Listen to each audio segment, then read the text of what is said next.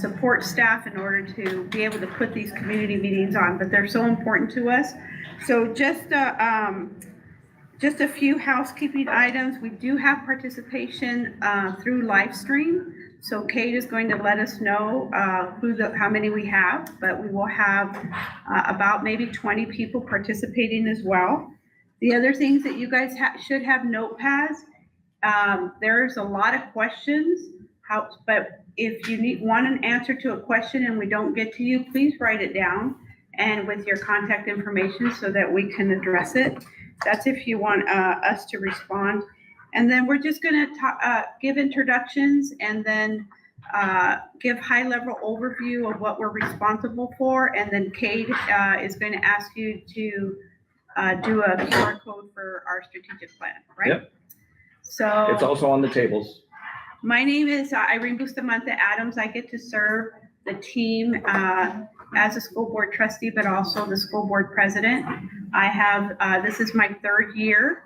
I do get to represent this area. So District F is this area all the way from Spring Valley High School all the way to Sandy Valley, which is about an hour and a half from here. So big territory. Very privileged to serve the team. And then we'll start with introductions. I'm Emily Stevens. I'm over District A. So this is not my area, but I was asked to come and be a part of this event, which I'm very excited about. District A is Henderson. It butts all the way up to the I-15. So right there, pretty close to you guys. And then all the way out to Boulder City, Searchlight, Laughlin. So it's a pretty big area, as most of our areas are. But super happy to be here tonight. And is this your? This is my first year. First year. Yeah. Hi, I'm Lisa Satori. I represent unincorporated Clark County. So I definitely also have a very large region to cover, which also covers all the rural schools as well. So it's a very large space. I do live in District F though, so this was nice to come to. It was just right on the street. So this is close to home. And I appreciate having this. I hope we can we look forward to being able to have this dialogue. And we might not have all the answers right at our fingertips at the moment, but it's great to hear what you guys are thinking, to be able to have those discussions, know what's on your mind, and you know, that it definitely creates that ongoing dialogue as well. So thank you so much for taking the time to come. We appreciate it. Good. And this was an idea that our colleagues had about getting re-engaged with the community. Some individuals did not know their trustees and vice versa. The trustees did not know their constituents. And so this is our beginning, not the end. There'll be more community opportunities for engagement, but this is our first. So thank you for welcoming us. Kate, I'm going to turn it over to you and then I'll give the high level overview. Yeah. All right. As previously mentioned, for some of the new folks that are in the room, sitting at your desk, you've got some QR codes that you can scan. That helps us kind of look like get your information and things that you want to talk about in terms of the strategic plan. So that'll all be on the QR codes on your desk. As we go through the slide deck at the end, you'll also see the QR code will come back. It's on the screen as well. If you've already put in information regarding the strategic plan, then that's great. If you want to do it again, that's also great. We will be doing some Q&A stuff. The trustees will reiterate your question for the audience that is online. Like I said, this is being streamed, so if you're camera shy, maybe farther out into the room to be a little bit stronger. Again, it's great to see a large group here tonight.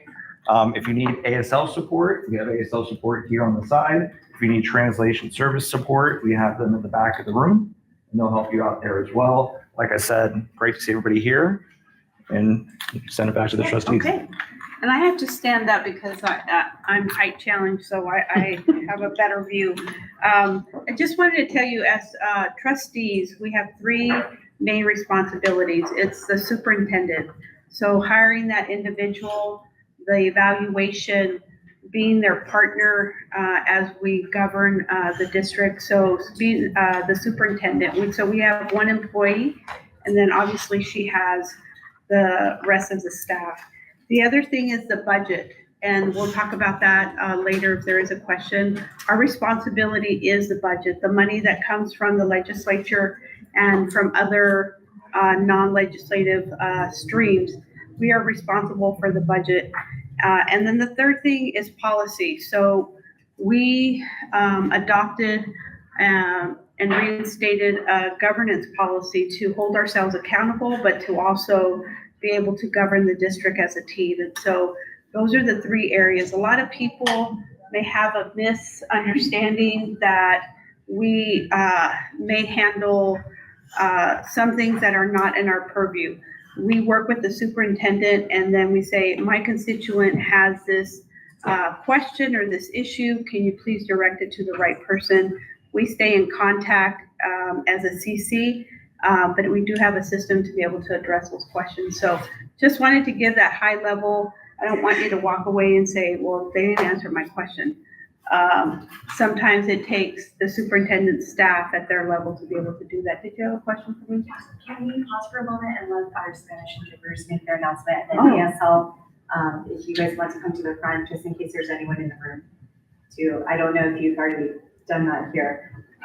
Kate mentioned that they were present if anybody needed them. Can we just show Hola, them the buenas Spanish tardes a announcement, todos. please? Solo como recordatorio me gustaría dejarles saber que tenemos servicio de interpretación en español. Por si alguien lo necesita, a favor de venir a abordarnos. Muchas gracias. Awesome. So if you guys have a question, just raise your hand. I'm going to start off with one, just right off the bat, because it was in this room last year that we came to talk about Desert Oasis and Sierra Vista. So in this room, there was the community input about the high school that had been promised several years before we got here, but promised by the developer, promised by the school district to build a high school in this area, and that has not been delivered. And so just fast forward, we made a decision as a school district that there were several factors within enrollment with our school facilities that we decided to go through a facilities master plan. So in that facilities master plan was how could we rethink schools? There are some schools in this, not in this area, but in the district out of 374 that are not at capacity. And then there's some, like in the Southwest, that are at capacity. And so we made a decision that we are going to rethink how we look at our facilities master plan. So we are working through that and we are working through that through community input.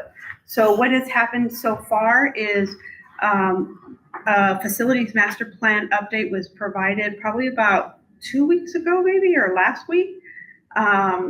And we made the decision, the community here wanted a comprehensive high school. And so that's what we approved to go forward.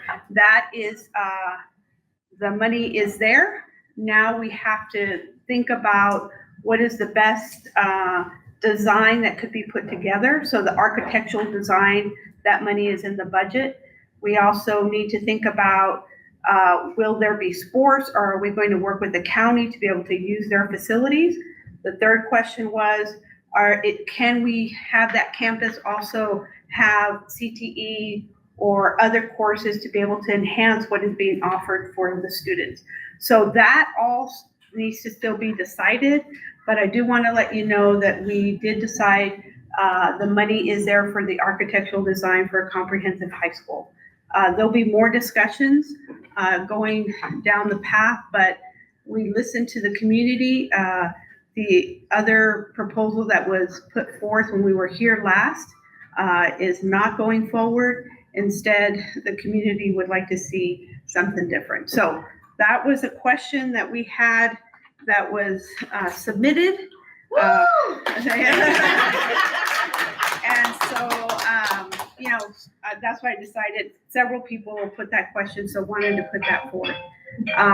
But please, Kate, if there's any questions online, we'll alternate, but is there any questions from the audience? Yes, Lenny. Yay! So I want to ask you about fiscal responsibility, because as you already started off, that's one of your main jobs is the budget. And you've heard me talk about this a little bit at the school boards, honestly, because I'm kind of frustrated with with one clause in every contract being that the superintendent can give unlimited pay raises anytime she wants for any amount she wants, literally in the contract if people are not aware. The last superintendent did use that to give 30% pay raises at times to some people that he liked. Additionally, we keep on approving really pretty much the max contracts that can be. The newest superintendent, I like her, she does have a strong resume, but we gave her 380,000 plus a 5% bonus. Again, that's top end. The people that she's hired continue to get top end contracts. The last one, chief information officer, 215,000 a year with that same bonus. I'd like, and at the last meeting, Trustee Stevens. I'm sorry, I forgot. It's okay. I've been so good with numbers. There's 11 of us. Trustee Stevens actually did mention being fiscally responsible, which is so important because honestly, I pay so much in property taxes, at least I feel. Apparently Nevada's slightly low for that. It's different though when you're paying that property tax. Can you at least maybe acknowledge that maybe you could stop giving these unlimited pay raises in those contracts and say, like I mentioned, the school board, 5% bonus, no board approval, anything past that, board approval. And just maybe acknowledge that you guys are gonna try and start not giving a max contract every single time, because you know what? And again, I like the new superintendent, but we didn't necessarily need to give her 405,000. That's a 380 plus 5% bonus basically. But we didn't necessarily need to go the max because we're not getting better people. This chief information 215, we need to start saving money. And yes, sometimes it's cutting back on a new high school, maybe not as big as people wanted, but still building one. But sometimes part of it's being fiscally responsible with the contracts. So feel free to. Thank you. Do you want me to take that one or does somebody want? I have an answer. It's controversial, but it's an answer nonetheless. So, a couple of things. The first thought that popped in my head, and like it or love it, but you do get what you pay for, usually, right? So if the school did, what I hear from the community a lot is we want the best school district. We want a better school district for our kids, which means you have to attract talent. But then in the same breath, we hear, I don't want to pay any more in my property taxes, and I don't want to pay any more in these taxes. So I've heard Joan Ebert say multiple times publicly that when she was in New York doing the work she did there, her property tax was more than her mortgage.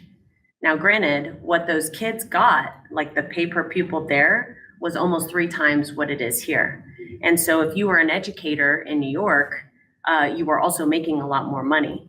So for me, do I empathize with what you're saying? Absolutely. We have limited income as a school district because we don't do like heavy taxes in Nevada. That's why people come here. So we have less money going to each student, but yet we want the best school district. So we want to bring in high talent, which costs money. And so it's a very, very inconsistent, it's a very hard ask. If we want people who are talented, who can take our school district to the next level, they're gonna require more. We only have so much. So if we give them more, then some might say we're not being fiscally responsible. If we say we can only give you this, we might lose that talent and get somebody who's totally willing to take less, but doesn't have the same vision or capabilities. So it's a very difficult, it's a difficult thing to do. So in my opinion is that, yes, I do think it would be wise to have some sort of cap in the contracts where we say, okay, yes, the superintendent should have the ability to give raises, but it should be capped at this. I think that's a brilliant idea.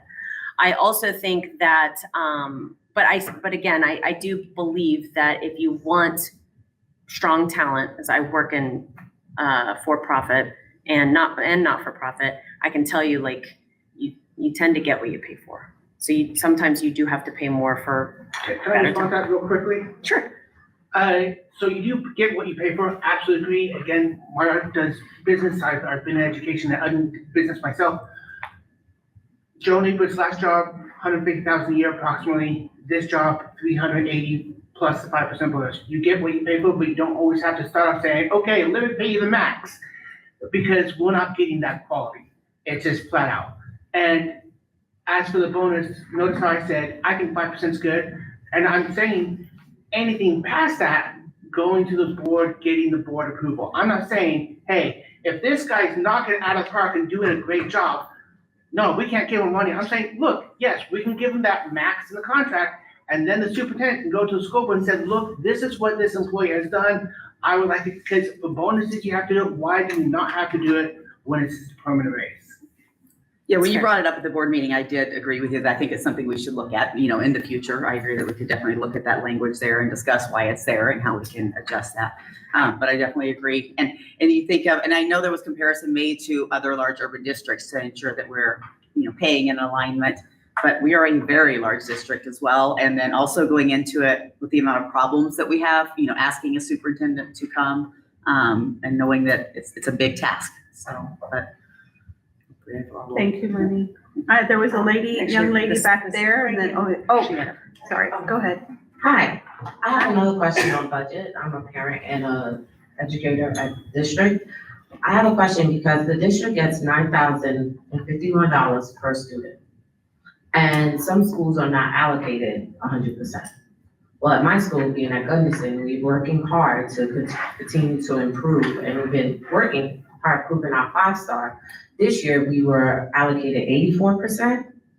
Well, that's a big problem for us. I mean, we had some savings this year, which that 84% to 100% was 1.4 million. We used up our 1.4 million. So this year, we're okay to continue doing the work that we did to continue the growth in the kids' learning, which has proven with our star rating. But next year, we do not have that. So I'm really confused of why schools are not allocated 100% and expect us to do what we're doing, working hard, improving kids, growing kids, showing kids to learn, but we're not receiving the funds for that. That's the question. Why can't we have 100%? I do know that some schools need more than 100%, but every school should be allocated at 100%, because now we are in the struggles of looking, how can we do the work that we're doing that's showing growth and improvement with less money, to not even have the teachers that's doing the work and hard. Thank you for that question. In that same presentation with the facilities master plan, the new CFO laid out our vision for finances. So a couple of things. One, last year, a year and a half ago, we were put on monitoring from the state regarding our finances at CCSD. The governor appointed a monitor to help us work through that. The great news is that all the findings, which there was about 20 of them, 20 plus, every one of them, we have been diligent to check it off, and we are moving in the right direction. That monitor person was the former Clark County manager. Brilliant individual, helping us get through that. So I feel really good about where we're headed in our budget. In the same presentation, the CFO, we know, you're right, that the way that the schools have allocated their money, we need to improve on that. Do I know all the details? No, but we do have a plan to be able to help the schools, because you're right, it doesn't make sense. And if the CFO doesn't like the system, we need to change it. And you are absolutely right. So we are headed in that direction. You will be seeing that improvement come out next year. It may take us a year and a half to get there and prepare for the next legislative session, but we are headed that down the road. You are absolutely right. So the changes may not, so we still probably have to deal with the big change for us next year. This is going to be a big impact. Not, you may see it before the school year, the next school year. So not, yeah. So, but you are absolutely right.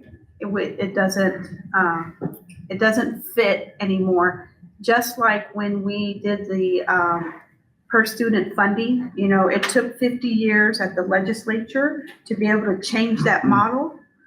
The same way for this. People have tried, it's just enormous, but the superintendent has hired the right CFO. You will see that evolving. So you are right.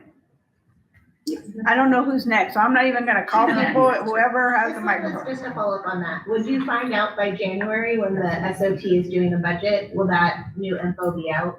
On Mrs. AD's question. If you write it down, I can get you, the timeline, because he does have it already laid out of how he's going to, make that work. And there was the question of how do you educate the SOTs, to know, and so that part we haven't figured out yet, but there is an interest from the trustees to educate the SOTs, because if we can simplify it and explain it in a very non-threatening way, the better advocates you're going to be for us. So if you write your name and contact, I will let you know the timeline. Thank you. What's in this? Great, thank you, good to see you. Sorry, I'm learning, and I'm from outside of the space, but a school. Yeah, school organizational team. I still want to call it the parent, but it's not school organizational team. So the legislature approved for the school districts to have a team at each school that helps the principal, not only with the budget, but with other items. So it's a legislative. It's like a small board for the principal for that school. Yeah. Kind of like your kitchen cabinet, yes. Teachers, parents, Yeah. community members, stakeholders. And they help with the teacher, with the budget, they help them with vacancies, like where would make sense if we moved, if we needed this more than we needed that. So anyway. And Miss Satori is gonna answer the next one. So my question is, so DO is home for me and my kids. I've had one graduate, one currently here. So with the new comprehensive school opening, I understand that parents, people are up in arms, right? Because DO is overcrowded, Vista's overcrowded. What happens when you open this comprehensive high school and now you are gonna have Vista, DO, and this high school under numbers, so you don't get your funding, you lose your teachers, your CTE programs they diminish because you don't have the people, you don't have the funding to pay them.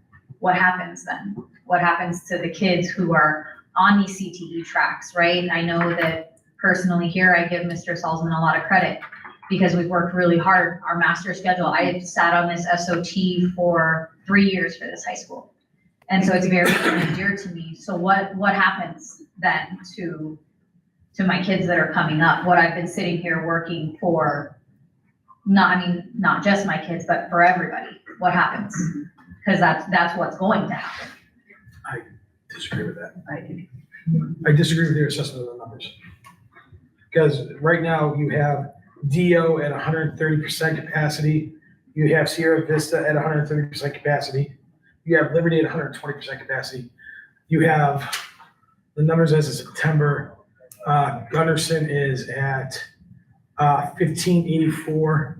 Tarkanian's at 1318. If you roll that over 40 years, that would leave you at 3,870 middle schoolers coming into these schools.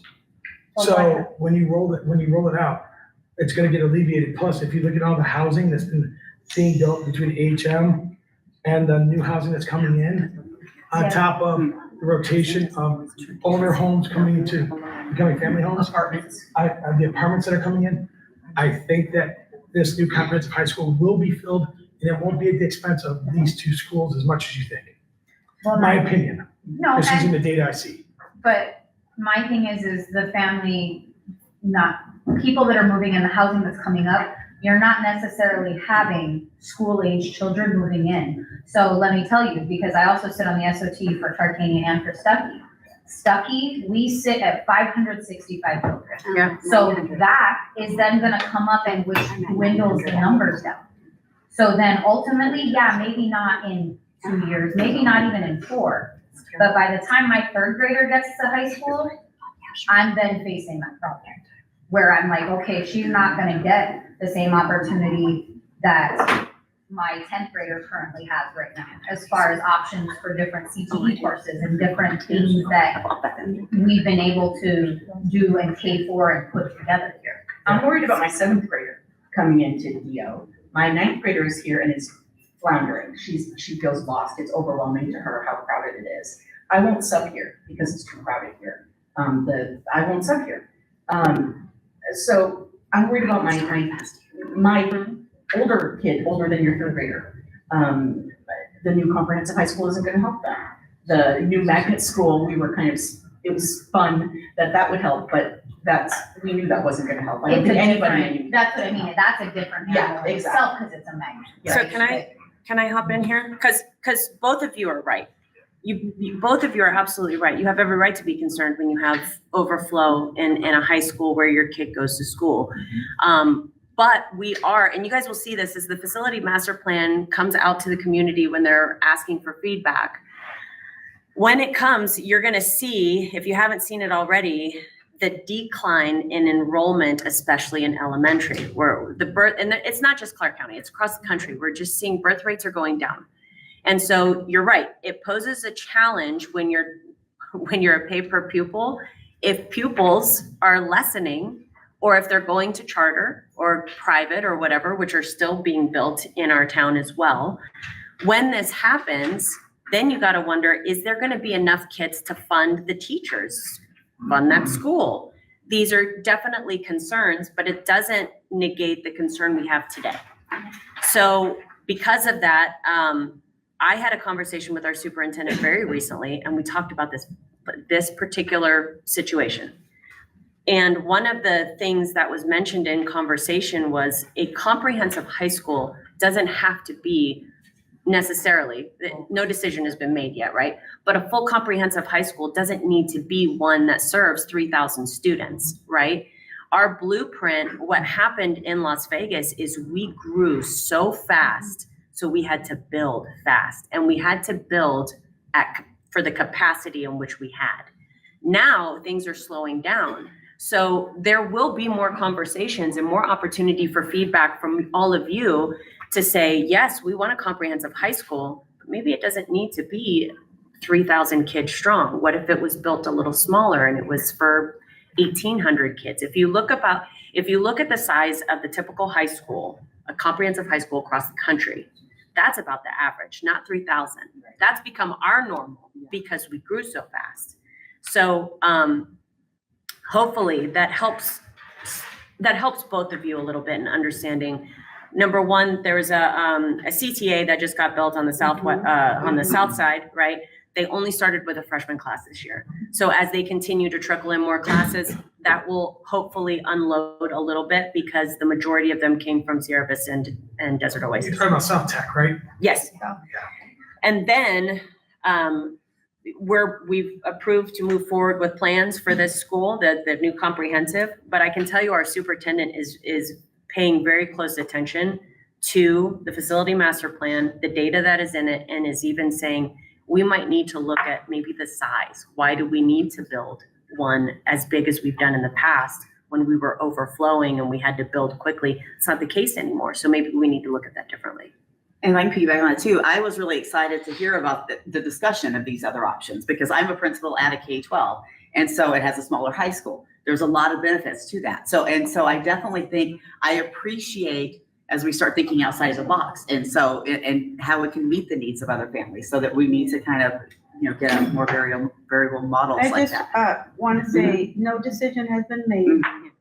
It is community input, what's best for this area. So just know that. We just decided to continue to move forward, but the specific decisions are still in discussion, which is why I'm glad that we hired Canon Design because we can actually get someone that has viewed this, has studied this for a long period of time, get some experts to really give us some guidance. Otherwise, I feel like we're kind of, making guesses in a way, but, informed guesses, but I really like, listening to them and what they've seen. Just to close it out, we are focused to be a destination district, right? And so yesterday we discussed, what can we do better to market ourselves? I think you said it earlier, and I'm a first name person, so forgive me, but Ian has turned the school into a dynamic school. And so, but we don't tell the narrative enough. We don't celebrate the great things that are happening, and there is a lot of greatness. And so yesterday we discussed about giving the schools the marketing tools that they need in order to do that. Now, that's a bigger conversation, but we need to attract individuals as well. If the birth rate is not going to go up, then what could we do to market the great things that are happening in the school? So there is, because of the birth rate. And if you do it the way we've always done it, it probably won't work, so that's where thinking outside of the box and coming up with some other solutions. And I like that you bring up those things, because those are the logistics that we need to think about, what that long-term impact can be, and make Yeah, sure and I that mean, we're making 100% to decisions the for that. credit of you, right? Like I've lived this when DO was my oldest, our oldest graduated. I went through DO when we were on Fox 5 and it was not great for us. And so are we overcrowded? No doubt, right? Like there are kids, especially that come, that it's like, it's intimidating, especially if you're the oldest of the bunch and you didn't have a big brother or big sister. Like it can be, like without a doubt, to her point. So Thank you. I just want to follow up really quick, and I think that you just actually touched on it, that here in Las Vegas, we know there's only so much room for growth, right? It's growing out here. So I know the growth is not always going to continue, but both of you, all three of you, of course, should know that this is where land is, so this is what's growing right now. And I hope that it stops growing, but it's not going to. When they're building here. They're building apartments here now. They're building farther out. We used to joke that they're gonna, build to Prent, and eventually they will. So just in terms of being able to fill a school, this is where people are going to be moving to, because this is where the land is. So I don't think that you'll have trouble filling a school. Thank you. Another question? My turn. Oh, okay. So I'm a educator. I'm a community member. I'm the ESCA secretary treasurer, and I'm a grandma of an elementary school child. So I have, and because I live over here, I have some concerns. I work at Ortwine Elementary, and it's one of your schools. And count day, we didn't meet the numbers that we needed to. So we had to cut some people right after count day. The affordable housing apartments opened on Decatur that are close to Reese, but are coming to Ortwine. And we are close to 900 students now, and 37 fifth graders in every class.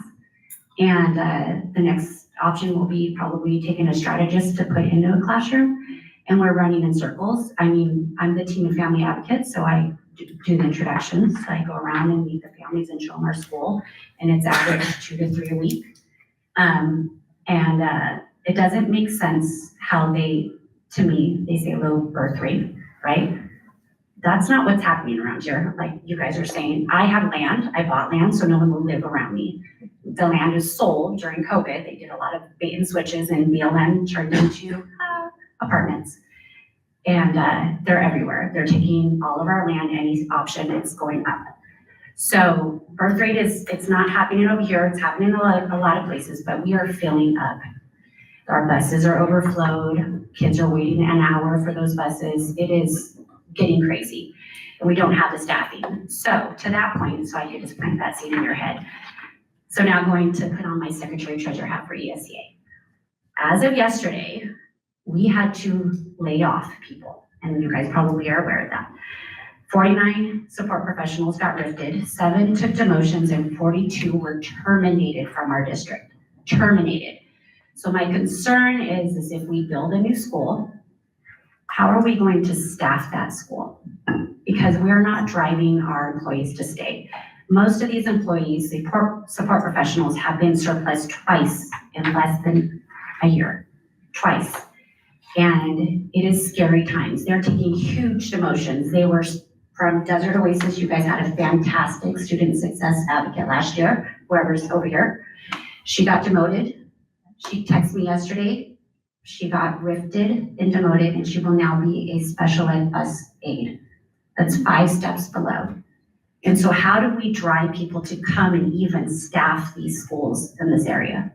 And I don't think you guys have that answer, to be honest, but this is more than I get for my 3 minutes at the board meeting, and I have a good relationship with most of you guys. But because I live here, I am concerned about that. I also think about the fact that we have a CTA school down the street. why not look at bringing the busing transportation component back to taking these kids to school? So we used to be able to, it used to not be so hard for us to have students get on the bus to go. And now it's like parents, like when you apply, you have to have your parents commit to driving you or picking you up and stuff like that. Let's look at the transportation component, because maybe some of these kids would get on the bus to go. My kid went to ATEC and he was zoned for DO. You know, he was at this school every day for 5:30, but we made it harder for parents to go to these continuing or these tech schools and stuff like that. So maybe that would help a little bit, because we have all of this around us, but we need to make it easier for our students and our scholars to get over there. So that's just my thought. And I am really concerned about the depopulation of our schools, and it's more so in the elementary school setting. The charter schools are taking them, but what we're getting is behavior students. And it's really, really hard. So I could go on a whole nother level on what's going on in behavior, but we're struggling. We're really, really struggling. In this community, I mean, these are my colleagues, most of you guys. And I reach out to Stuckey and Reese and Frias and stuff like that. And then they have to build a pipeline to come here. But what are we doing? Like we're really struggling around here and we need some help. So staffing especially. I really want to say thank you, because I may live in this area like with you, and so I do see it. Yeah. But sometimes my other colleagues may not. And so as a result of the last community meeting that we held here, and they felt they were coming out to LA because they live so far north, but they came, right? And so they listened, and they were the ones that supported, okay, that area in Southwest, this is what the community said. So I was really appreciative of that. So it doesn't fall on deaf ears. So thank you for saying that. I did not know that the apartments had been built there, though. I didn't realize on count day that. I went there. I stopped in and I said, hi. And they said, CCSD does house calls like this. And I go, no, I actually live here. And I wanted to see, and they're beautiful. I would love to live there myself. They actually asked me for advice on how to keep it nice. I said, good luck. Some contracts, I don't know. But as each one of those buildings is opened, immediately they're being in there. And so we know the address. And the really bad thing about that, and I'm sorry for interrupting you, is they're closer to Reese. Most of these people don't have cars. So to have them go to Ortwine, which is by the fifth, you know where Ortwine is? Yeah, do you know what the capacity is at Reese right now? I don't. I give you the numbers. Yeah. They're over too. Yeah, but it's hard because like you can't get transportation until you're sitting there. They have to walk, or they have to find somebody to take them to school. But it's not making sense what's going on around here. And we need to really look at the zoning. What did you guys say you had at Frias? Somebody Frias said is 95%. Stuckey. Oh, Stuckey. What's Stuckey, we're at 565. And I'm at 900. On that note, why is Ortwine at 900? Because what happened was when Ortwine opened and they rezoned and yanked a bunch of kids from Stuckey at the time, because they split the lower half of Southern Highlands, I remember this, and then they all went to Ortwine. Well, now you put up all these apartments in between, and you've got Ortwine at 900 and you've got Stuckey at 560. Right. And we're losing teachers. Right. And I've got 35 kids in my fifth grade classes. Like, that's a lot. Yeah. And we need help, and we reach out like, What do you do? can you give us our money? Can you just move the Yeah, the start date a little bit back, you know? Reese is at 136%. That's RIES, yeah, 136%. So Reese this is is, at 95%. what did it say minus? Ortwine, I was just gonna say that. I was gonna mention that I do wanna thank Ortwine's at him. 93%. He Where was does serve on the AZAC committee and represents District F. We did have a community person last time that was part of the conversations and volunteered, but that hasn't manifested. I think there was a family issue. So we do need one more person from District F to be on the AZAC committee, and that is the zoning. Be able to think, reimagine and say, okay, if we can't solve it by building something new, how could we rezone? And so that is all community input, and I'm grateful for Tim serving on that and giving me. If we're willing to serve. When is Yeah, that? because it's been just me for years. What- There we go. I do want to put that out there, but even in the light of that, thank you for Tim being here because that helps, he helps me to be able to be informed. And we can address it with zoning as well. That is a possibility for us to consider. So thank you. Trust me, Like, I've lived it, right? Like, I'm just like. Yeah, because my kid goes, my daughter goes to Frias. I was on the SOT at Frias for a couple of years. So I know what you're talking about. It's because Stuckey's in this nice little world. Yep. It doesn't have really any growth because that little Because zone it's is the already part kind and of it's the solidified. mountain. Yeah, that's it. And Yeah. then when Ortwine popped up, they cut the lower half of Southern Highlands and then we lost. And then as for I just want you to keep in mind when we were talking about the high school filling up, you have to keep in mind charters, most of the charters around here, they're K-8. There aren't as many high school charters. Yeah. Because it's difficult for high school charters to provide all the programs, all the sports, everything. It's very expensive to offer the comprehensive programs that the high school do. So you see like Southern Highlands is K-8. Yeah. You see most of the Durrells, Pine, unless you want to drive your kid. So you have like Sloan Canyon here that has high school, Yes. or you go up to Red Rock. But if you see the Legacies and the Durrells in Mountain's Edge, all that, they're going to be K-5 to K-8. So that's why all of a sudden you see a massive dump of high schoolers. That's a big reason why too. Because I work in charters. Thank you. Somebody else, go ahead. Hi, yes, thank you. So my name is Liz Becker and I have come to several of these. I actually live in District B and I'm so interested in this discussion because the question that I have really ties in a lot of the things we're talking about with fiscal responsibility and being a premier district. I've been working for about a year and a half with people inside the school district on solar on the schools. I have requested a public accounting of how many schools have solar, how much energy this is providing. And the reason I'm working so hard on this is because the district is spending $120 million a year on utilities. 80 to 90 million of that is going to NV Energy. Most of the people serving on the board get money from NV Energy when they run for office. And I'm feeling a lot like people do not want to start a fight with NV Energy. They don't want to bring attention to the fact that the district could be producing all of its own power and not paying anything to NV Energy. NV Energy has supplied solar panels at Mojave High School and several other places. Mojave gets no money back from that. All they get is shade from the solar panels. The houses around Mojave High School are in the program where they're supposed to reduce their energy bills. Their energy bills are reduced about $18 a month. That is ridiculous for NV Energy to even be able to say, here's this community solar project and it's benefiting these homeowners. Their bills are still $300 in the summer. And the high school itself is not lowering its energy bill. That amount of money per year could be going to teachers. It could be keeping people in schools hired, providing services to our students. But the district received $1.128 million from the federal government this year for solar it installed in the past 2 years. That money is sitting in a rebate account.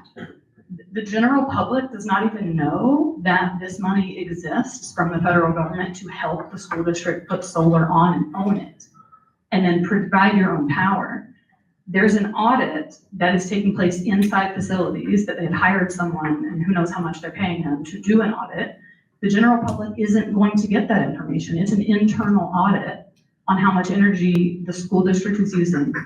And some of the tech high schools that have solar and they have the programs where high schoolers are learning how to install solar, the students nor the teachers know how much the solar is producing, and they don't have a dashboard so that they can interact with the solar and see how it's producing power. Like, how is that even helping them in their school? I'm getting very frustrated because I have asked several different trustees specifically to bring an agenda item to have a public accounting so that the general public knows that you could be producing all your own power and you could have been producing it for the past 10 years. Many schools are able to have solar that do not. There's many schools that do have solar now. The principals don't even know how much energy is being produced or if any savings is being passed on to the school at all. So what I'm asking for is, why has that not been put on the agenda when it's been asked for formally multiple times? The first time was in April of this year.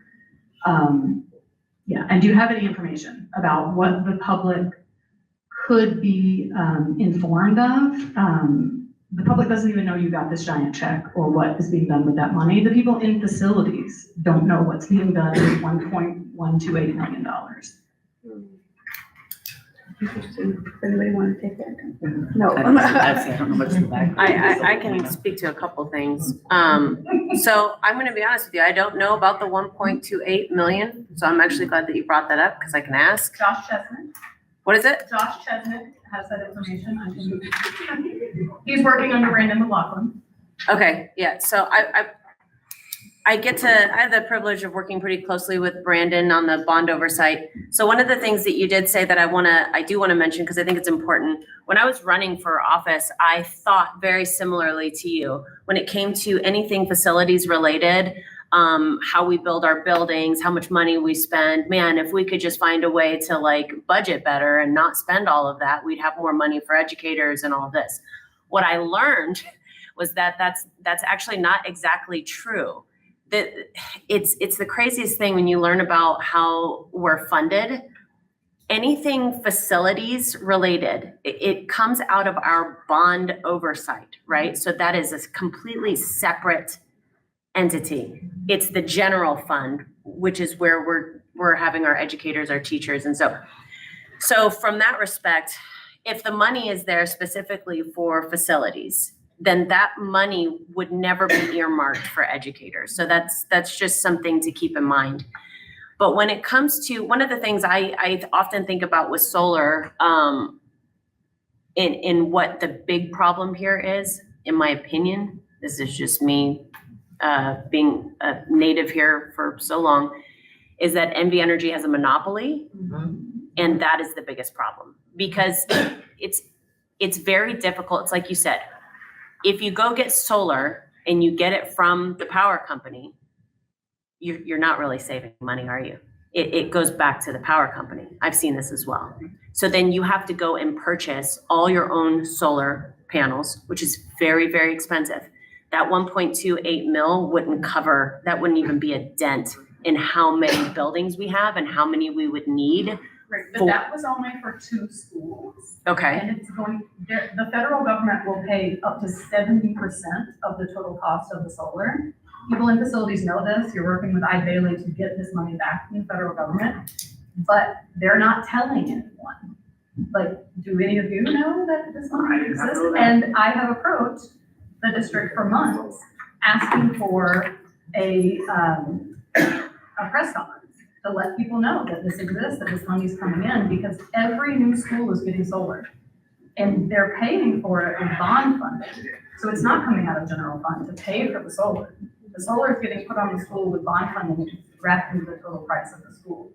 But when you reduce the cost to the utilities, that money should be going back into the budget. It should be going back into the facilities budget. Got it. To upgrade all the schools. The air conditioners don't work and we need a lot of work. But in facilities, they're telling me that that money is not going back into the facilities budget because it's not being accounted for. The savings that those solar panels are creating isn't showing up anywhere. Well, in the past, they had, I'm Ramin Kim. Oh, thank you. I'm an educator here too. In the past, there was a thing with NV Energy where we had to pay an exit fee in order to have solar put on all of our high schools or do a comprehensive, analysis to even be able to produce our own power. And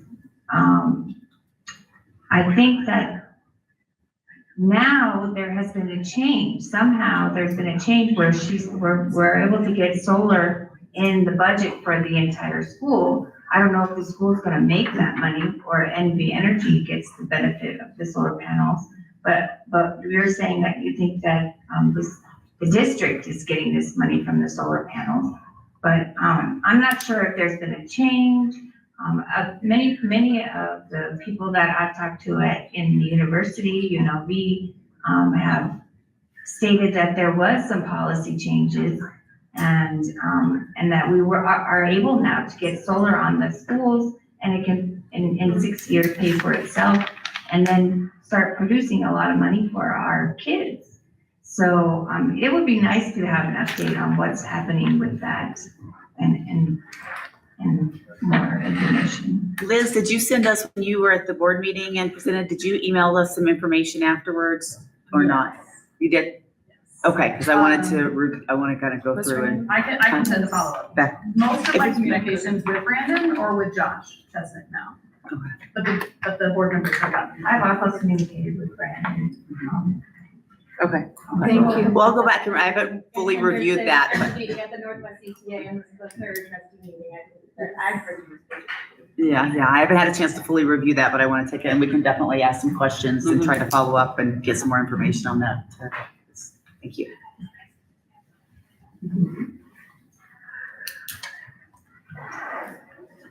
Thank you. I just had a quick question for my educator friends. With the budget crisis and the staffing issues, were early retirements considered as an option instead of getting rid of staff? I don't know, but I wouldn't put it, I don't know that level of detail. I'm sure that was probably on the table, knowing the superintendent, but I don't know 100% that was part of the conversation. I hope so. Obviously, we have a lot of, experienced educators who are, if I can be so bold, counting the days to retirement right now. So that would have been a nice thing for them. So, thanks.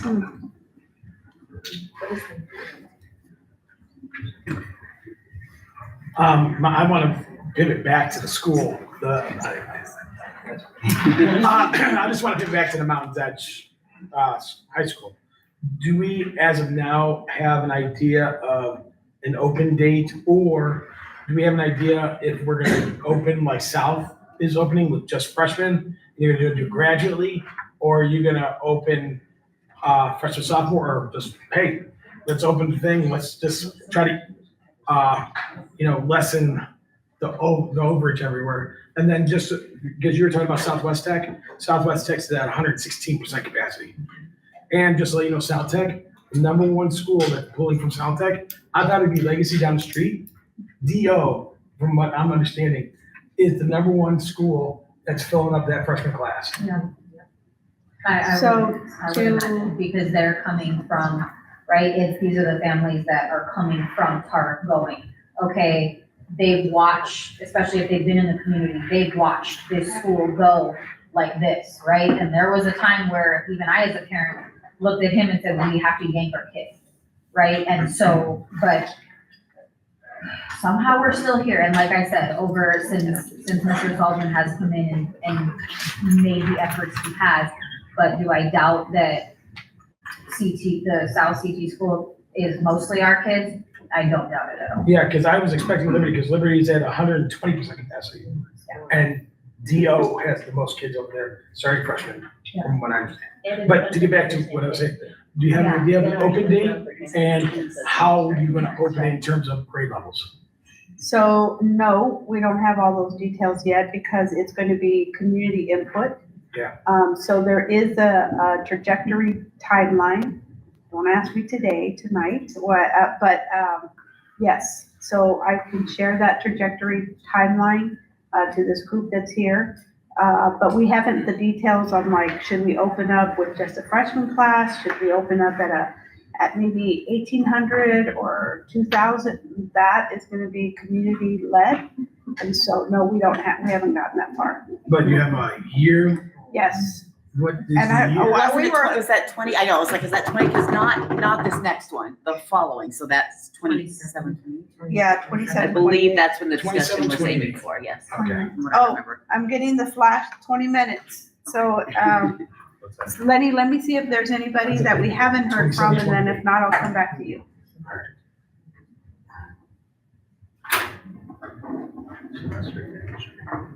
Yes. I wasn't planning on asking that question. Okay. Hello, my name is Ed Gonzalez. I sit on the, I'm trying to figure out this, the advisory committee for Region 3 for the facility master plan, which is basically east of the 15, so it goes up to like, by the Air Force Base, cuts a little bit, and goes back to Henderson.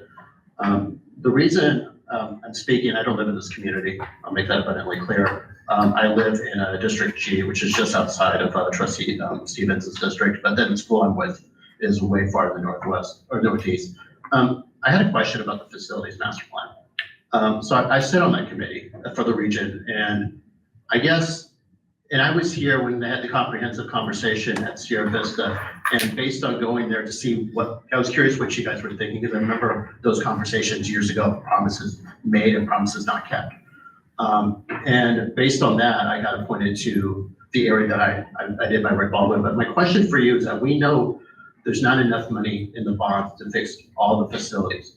And so you have a situation here that you're talking about where you want a comprehensive high school because this area needs it. But you got other parts of it where I'm at, both where I live and where I'm involved at a school, where enrollment is declining severely. And just to give you just a general idea, the elementary school that I'm with Hickey, which is, it's on the same block as Sunrise Mountain High School, but the elementary school is 2 blocks away. So it was built smaller, it was built at a different time. We're here in areas of Henderson too that you see in Trustee Stevens' district. They're pretty far apart. And so, and they were built much larger. But the question I have for you is, how do you delegate that balance between an area here who needs a school like the Northwest, where at the same time, we know we can't fix the schools in other parts of the district that are declining? Because there's conversations that are being had where we may have to close schools because we simply, even if the enrollment wasn't declining, you don't have enough money to fix it. You got a bond that was passed in 98 that's been rolled over twice. That's now going to expire in 35. So my question for you is, you've got a presentation, where is the balance that you guys are looking onto that? Because it's tough when one community says, I need a school and they're right, and another one says, we can't fix this. And so what are we going to do? Because it's going to have ramifications all over the place. So I put the dangerous dynamite question to you guys and see what are your processes. It's a tough conversation, but we know that we have to rethink how we're going to do this as a community. So it's just not going to be a trustee's decision. And so when I say rethink, you are absolutely right. There are, we have not gotten the research yet, but in these community organizations, they're looking at the data, and there are some schools that are way under, they're at 70-60% capacity, right? And so we have to rethink of having that community conversation, and we are thinking about, does it make sense to combine some schools? Do we expand and do K through 8 instead of just K through 5? Do we do a private-public partnership and turn maybe that campus into an education training center instead? And everything is on the table. That's what I want you guys to know. Everything is on the table. Some school districts in other areas that have closed 23 schools, they have done affordable housing for teachers. So we are looking at everything and not making a decision yet without the community. And that's what I want you guys to know, that it will be community input. Because how disheartening if you are in that area and you know that school may not exist, moving forward. And so these are very delicate and very hard conversations that we're going to have. And that's why we're relying on community input. The data has not come to us yet, but I know that they're happening. And soon we will have those conversations and figuring out.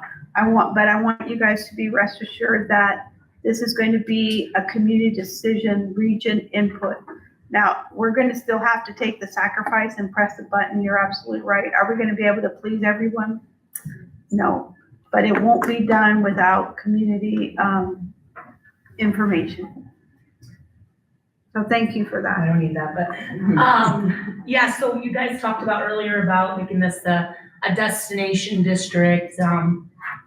So we're making a new strategic plan. We're done with kids, whatever it was, 2024. When are we going to raise the bar with our standards? We don't have end of course exams. We move on to high school in like 2 credits. Is that what it is? It's like 2 or 3. Yeah. Our kids can't read and write. They can't do multiplication tables in high school. I have students in 10th grade who can't read a clock. It's just crazy, and we're not holding kids back. We are not gonna get kids back from charter when we continue to have the lowest standards in the nation. We have so many great kids in the district, but it's the great and then the bottom. And it's just, I don't know what the plan is for that, but our standards are so low. If you go out in the community and you go to the grocery store and you give someone change, they can't give you money back. Yeah. They can't count change, and that's alarming. But those are our graduates from CCSD. It's not the standards, it's the expectations. Sure, yeah, and that's the community, We parents. got great standards, it's just expectations are not there and it's not being backed up. I mean, I'm getting kids, like you said, they can't read a clock. I got a digital clock now and they're still looking at it, But it's our expectations, but it's not being consistent, That needs to change. We need to be more consistent in the expectations of our kids to do better, and it's not there. A lot of Superintendent Ebert's core plan that follows along with what we're planning on is that pre-K and that early literacy skills. And that is a lot of what ties into, those skills of telling time, the basics that can carry them forward. So, and I know definitely she is her portrait of a Nevada learner, kind of repicturing the skills that our students need. Because like you said, some of those, that is where kids are saying, I don't need to know how to read that clock. There's digital clocks everywhere. That's just an example, but. Right, yeah, but it's relevant though, because that is portrait of a Nevada learner of what do we need to be teaching our kids today? What do we have AI, we have everything different, all these things changing. So we need to make sure that we're evolving and giving them the Minimum tools. F and no end of course exam, everyone graduates, But I mean, as long as they show up. But can we add semester exams back into middle school? Because that is one thing. We know, elementary, kids are eager to learn and that we can do a lot more. But when we come into middle school, and I've taught middle school and high school, our standards and expectation in middle school is so much different than high school. High school, you gotta pass every single class. Yeah. In middle school, you do not need to pass every single class, and then you move on to high school. So And they're in shock when they get. we're shocked, and we're not training them to be ready to learn that information. I totally agree. I agree. But correct me if I'm wrong, but I thought like the minimum F and that's all state related. And so it's done at the state level and then it comes down to the district level.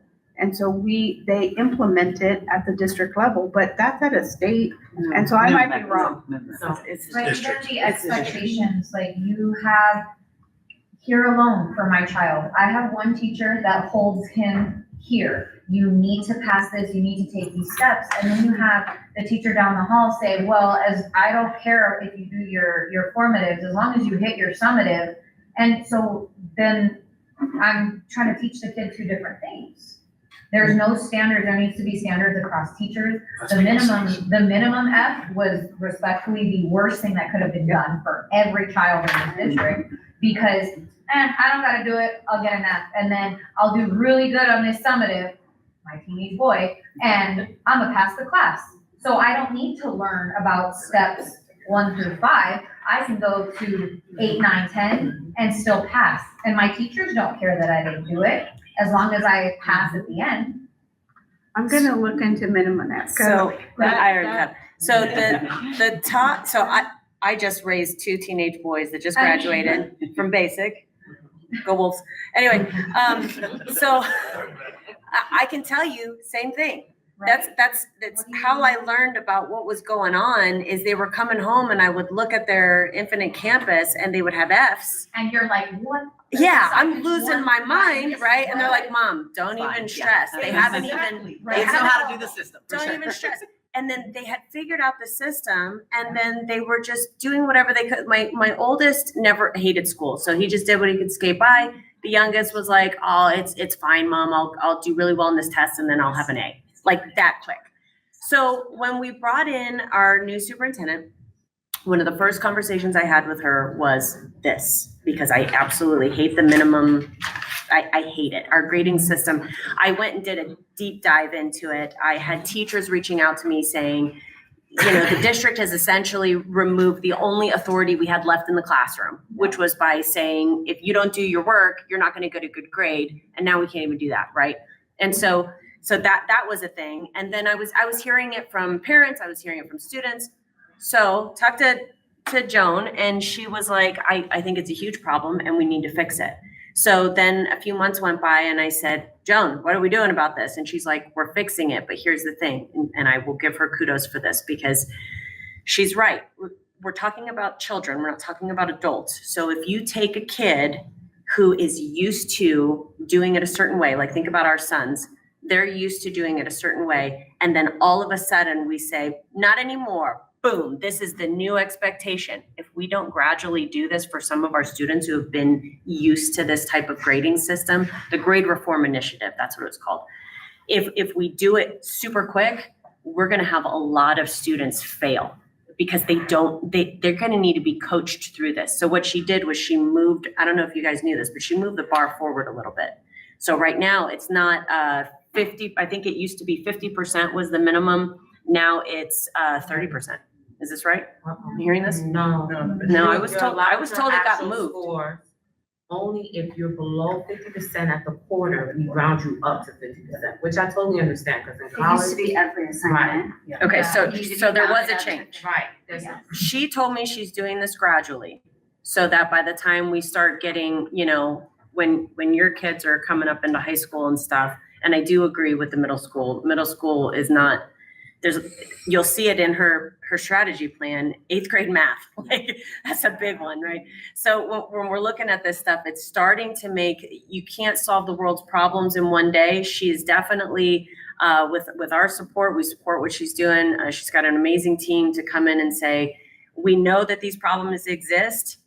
We have to start making gradual changes so our kids don't feel like failures straight from jump. We can coach them through it. And then by the time your kids come into high school or get into middle school, their expectation is a little bit different than, unfortunately, what our oldest went through, where they may not be fully So prepared. you were aware of that. Were you aware of that? I'm on the same grade system as them, yeah. Okay. They're aware of more than I am when it comes to the grading, because I don't fully understand it. And formatives. Yeah. Killing the poor kids, 90% summative, Yeah. 10% formative, so they don't, like, I'm glad my child likes tests and does well on tests, so what about? Well, it just depends. Every school is different. So like Yeah. at our school, kids have to get their formatives done. They have to do formatives in order to retake a sum. But 10%, That's the issue too. it's not worth even doing. Right. But like, you want them to learn. 90-10 or 80-20. So what's wrong with going back to more like what we grew up with, where it was more of a balance, a healthy balance? So that they want to do a little homework, so they actually learn. Because some kids can just take the test and pass, and that's great for those kids, that's awesome. But what about the kids that are poor test takers? Those poor kids at the 90-10, I mean, I know why they don't come to school. That's why we have a chronic absenteeism problem. Because they can't show up, they can't pass. So why do we go? Well, that's what I loved when we had that. And so last night at our work session, we had some presentations from principals, and it was on innovative systems. And so the project-based learning model of, having students work through these projects. And so it's really exciting to see, but like I said, it gives them a different way to They're master definitely the content. piloting some programs because they know this isn't working. Yeah. We all know it's not working. I could not agree with you more. Project basis. Yeah. So, And even the Caitlin? spaces, I was excited to see here in middle school. I want to go see this because, it was Brindley? No, not Brindley. Bridger. Bridger. How she recreated her spaces and was able to have, so basically like 3 classes in one, and the teachers were all working together and yes, it was just, but seeing that at a middle school level, I was like, I'd really love to see it. But the positive changes it brought to her kids who just And then they wanna excited go to about school. it. And exactly. Enrollment went up. Yeah. And so that is a big rollout. So they're doing, I believe it was 10 more schools next year with project-based learning, but some of those things are the things that we're trying to move towards. That, yes, like the status quo isn't working anymore, so. Yeah. Okay, thank you. No, What is, I'm sorry. We got ahead of ourselves. I just gotta confirm. So, thank you for that. That's in a year. That's a lot of doing in a year. So, Emily just confirmed that the school opening trajectory is 28-29 school year. That's what, so thank you for that question and thank you for helping get the answer. We were all there, but we just couldn't remember every single detail. So, Lenny, and we have 5 more minutes. Did you get to go? Did you have one? That's okay. You don't want me to. Are you? Never written down. Go ahead, Lenny. Where's Lenny? Started, so.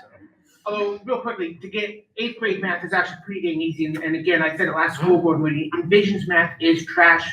We need to do a better job at looking at that. I taught 10 years overseas in Asia, and those kids, they can do multiplication when they're 1st grade. We can do better here.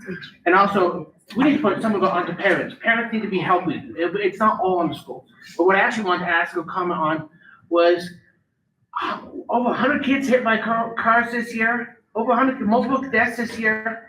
And it's like, look, I know you guys always say you have one employee. It'd be nice if you said that one employee, give a presentation about how we're going to increase safety for pedestrians, because this is ridiculous. And like, I want to give kudos. My oldest son goes to West Tech, and this today the principal sent out an email saying, hey, in the traffic parking lot, here's what's going on. Please drive safer. Gave some good information. Took a couple minutes, drafted an email, sent it out, and hopefully that might help. My youngest son's school, Petita, nothing. Most schools, nothing. And yet, yeah, you can say, well, parents should be doing, because they should, but really a robocall can't hurt anything. So could you guys at least please say to the superintendent, hey, we want a presentation at this school meeting, because this is a record number of kids getting hit and dying. We have to do something. So thank you for that. And if anyone here wants us to come out to make a presentation to the school about safety, we can do that. So if you are interested, we can do that. And so we are looking for schools to raise their hands to have that presentation made. I would let you know that our superintendent has made efforts in that area and strides.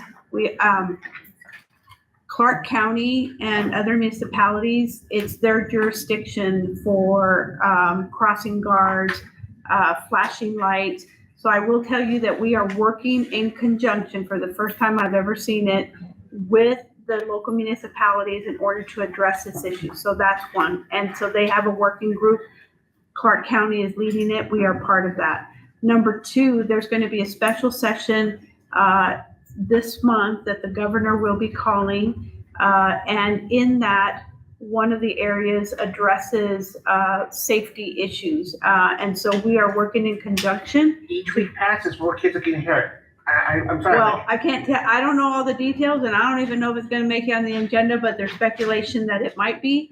And so just know that we are being proactive in that way. And so it's that Clark County Safety Working Group. I think that is the best practice for this region. Is lessening the 2-mile busing limit on the table anywhere? It might, there might be something in the special session that may address, that may help that. I don't know what's gonna make it. I know that's gonna cost money, but again, robocall free. Yeah. Presentation free. Well, the thing is how do you reach parents? So on our last SOT meeting, we sat down and we said, Mr. Feldman asked us and said, as parents, how do you get your kids to school? Because here it's a disaster. I am in the car with my child, because I no longer live relatively close. I am here by 6:12 at the latest, dropping him off outside, because I'm not gonna deal with the parents U-turning with the kids who are flying into school, parking right across the street because there's not enough parking. Well, I shouldn't say there's not enough parking. They just don't want to walk. But it's reaching the parents. So whether you're here or some representative is here, maybe on a back to school day, our SOT, we talked about simply robocalls, suggesting, hey, if you've got a ninth grader, perhaps aim to drop off between this 15 minutes. If you have a 10th grader, aim to drop off in this section of time. But just something, anything to start getting parents to hear that, because I'm sorry, I know there's a lot of educators and some parents don't give a shit. If they're late, if they're, my kid's not passing anyway, my kid at this school, forget this isn't working right for me. Those are the parents you have to reach, not any parent or educator that's sitting in this room giving opinion. How do you reach the other 90% is. We could have a commercial on the radio, Top Dog Law, LA Law. Like, I know all those commercials, my kids can sing Panda Law. And, all the phone numbers, it's ridiculous, but we never have a CCSD commercial for parents to That start actually out. just came up It's about phones. advertising. The We parents talked have about phones having now. some more advertising. For parents to have a license to drive to school. in the school zone. Right? So you know it's a fine. But those are public service announcements. Those are not. Yeah. Thank you for that suggestion. You guys, we're gonna stick around as I know that the school has to close out, and prepare for tomorrow, but like I said, thank you to Desert Oasis, thank you to the CCSD staff. If we didn't get a chance to talk to you, please, write your questions down with their contact information. Thank you for doing this again. This is just the beginning, so, just thank you. It's a long-term relationship for us. Thank you. Thank you so much.